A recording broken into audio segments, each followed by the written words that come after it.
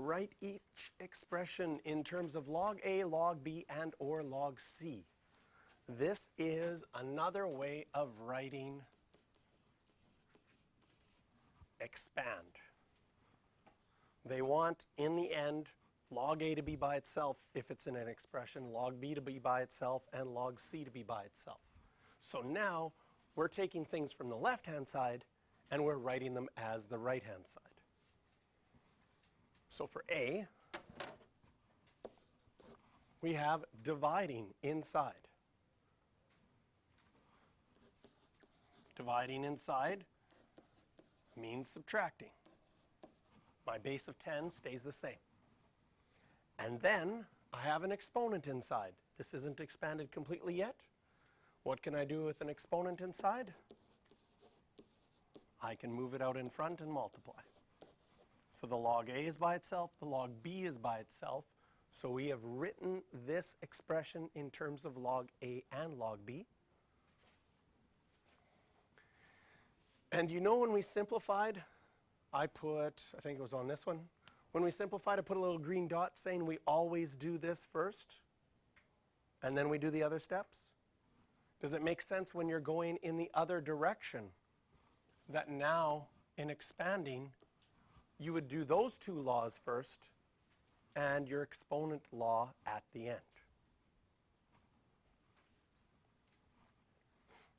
For part B, same thing that we did before as a shortcut for combining, we can use as a shortcut for expanding.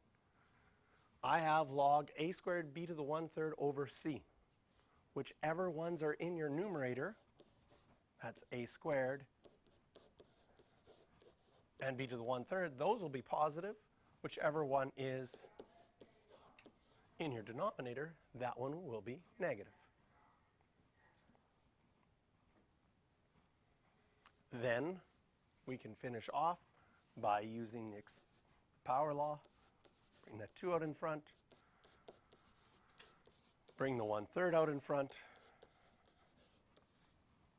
And now we've written this in terms of log A, log B, and log C, and we have expanded it completely. Now all of these things that we're practicing, these laws, we're practicing these laws out of context. I just taught you some laws and now we're just fiddling around with them. We're learning how to use the tool, but you have no idea what this is going to be useful for yet. That's coming up. Both the expanding and the simplifying both have important applications in mathematics that we're going to get to. But right now we're just building our skills to be able to work with them, right? So it's like, I don't know, trying to think of an analogy.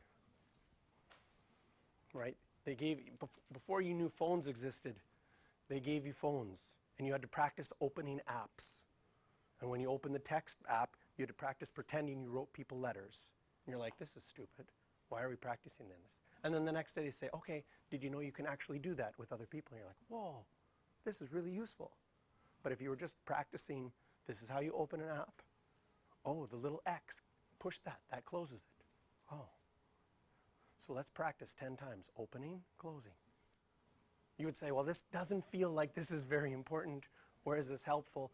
That's where we're at right now. We're just trying to develop your skills with log laws because we're going to have to apply them and use them for solving complex math equations coming up. Okay, questions for practice on this one. Do 14, then 16, then come back and do 15.